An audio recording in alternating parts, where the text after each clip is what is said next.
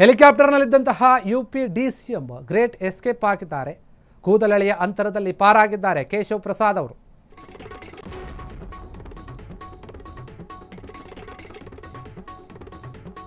ಹೆಲಿಕಾಪ್ಟರ್ನಲ್ಲಿ UP DCM ಸಿಕ್ಕಾಕೊಂಡಿದ್ರು. Great escape ಆಗಿದ್ದಾರೆ. ಒಂದು ಕೂದಲೆಳೆಯ ಅಂತರದಲ್ಲಿ ಪಾರಾಗಿದ್ದಾರೆ ಕೇಶವ್ ಪ್ರಸಾದ್ ಅವರು. ಪೈಲಟ್ ಸಮಯ ಪ್ರಜ್ಞೆಯಿಂದ ತಪ್ಪಿದೆ ಭಾರೀ ಅನಾಹುತ. ಲಕ್ನೋದಲ್ಲಿ ಹೆಲಿಕಾಪ್ಟರ್ ತುರ್ತು ಭೂಸ್ಪರ್ಶ ಆಗಿದೆ. ಉತ್ತರ ಪ್ರದೇಶದ ಡಿಸಿಎಂ ಕೇಶವ್ ಪ್ರಸಾದ್ ಮೌರ್ಯ ಏನಿದ್ದಾರೆ ಅವರು ಕೂದಲೆಳೆಯ ಅಂತರದಲ್ಲಿ ತಪ್ಪಿಸ್ಕೊಂಡಿದ್ದಾರೆ. ಲಕ್ನೋಗೆ ವಾಪಸ್ ಆಗಿ ಹೆಲಿಕಾಪ್ಟರ್ ಏನಿದೆ ಅದು ತುರ್ತು ಲ್ಯಾಂಡಿಂಗ್ ಆಗಿದೆ.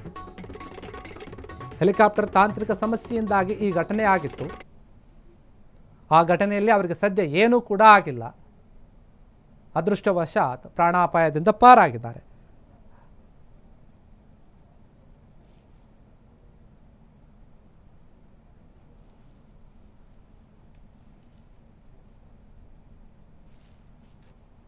ಲಕ್ನೋದಲ್ಲಿ ಹೆಲಿಕಾಪ್ಟರ್ ಏನಿದೆ ಅದು ತುರ್ತು ಭೂಸ್ಪರ್ಶ ಆಗಿದೆ. ಒಂದು ತಾಂತ್ರಿಕ ದೋಷ ಇದೆ. ಹೆಲಿಕಾಪ್ಟರ್ನಲ್ಲಿ ಏನೋ ಒಂದು ಸಮಸ್ಯೆ ಆಗಿತ್ತು, ಅದಕ್ಕೋಸ್ಕರ ಎಮರ್ಜೆನ್ಸಿ ಲ್ಯಾಂಡಿಂಗ್ ಆಗಿದೆ.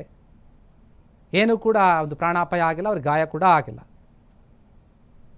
ಯುಪಿ ಡಿಸಿಎಂ ಏನಿದ್ದಾರೆ ಅವರು ಎಸ್ಕೇಪ್ ಆಗಿರುವಂಥದ್ದು ಕೇಶವ್ ಪ್ರಸಾದ್ ಮೌರ್ಯ ಅವರು. ಇನ್ನು ಪೈಲಟ್ ಏನು ಓಡಿಸ್ತಾ ಇರ್ತಾರೆ ಅವರಿಗೆ ಸಮಯ ಪ್ರಜ್ಞೆ ತುಂಬ ಮುಖ್ಯ ಆಗುತ್ತೆ. ಇಲ್ಲ ಅಂತಂದರೆ ಏನೇನು ಘಟನೆಗಳಾಗುತ್ತಂತೆ ಈ ಹಿಂದೆ ನಾವು ನೋಡಿದ್ದೀವಿ. ಹೆಲಿಕಾಪ್ಟರ್ ಆಗಿರ್ಬೋದು, ವಿಮಾನಗಳ ದುರಂತ ಆಗಿರ್ಬೋದು, ಅದೆಲ್ಲವನ್ನು ಕೂಡ ಗಮನಿಸಿದ್ದೀವಿ. ಹೀಗಾಗಿ ಅಲ್ಲಿನ ಒಂದು ಪೈಲಟ್ ಸಮಯ ಪ್ರಜ್ಞೆಯಿಂದ ಭಾರೀ ಅನಾಹುತ ಒಂದು ತಪ್ಪಿದೆ. ಲಕ್ನೋದಲ್ಲಿ ಹೆಲಿಕಾಪ್ಟರ್ ತುರ್ತು ಭೂಸ್ಪರ್ಶ ಆಗಿರೋದ್ರಿಂದ ಎಸ್ಕೇಪ್ ಆಗಿದ್ದಾರೆ. ಅಲ್ಲಿನ ಡಿಸಿಎಂ ಅವರು ಲಕ್ನೋಗೆ ವಾಪಸ್ ಆಗ್ತಾ ಇದ್ದರು. ಆಗ ಅಲ್ಲಿ ಎಮರ್ಜೆನ್ಸಿ ಲ್ಯಾಂಡಿಂಗನ್ನು ಮಾಡಿದ್ದಾರೆ. ಏನೋ ಒಂದು ಸಮಸ್ಯೆ ಆಗಿತ್ತು ಹೆಲಿಕಾಪ್ಟರ್ನಲ್ಲಿ, ಆ ಸಮಯದಲ್ಲಿ ಆಗಿರುವಂತಹ ಘಟನೆ.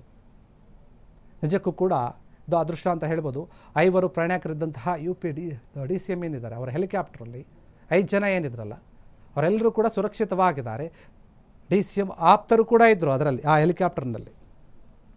ಅವರೆಲ್ಲರೂ ಕೂಡ ಸೇಫ್ ಆಗಿದ್ದಾರೆ, ಏನೂ ಕೂಡ ಆಗಿಲ್ಲ. ಸ್ವಲ್ಪ ಯಾಮಾರಿದ್ರು ಕೂಡ ಈ ಘಟನೆ ಬೇರೆ ರೀತಿಯಾಗಿ ಆಗ್ತಾಯಿತ್ತು, ಬೇರೆ ವಿಚಾರವಾಗ್ತಾಯಿತ್ತು.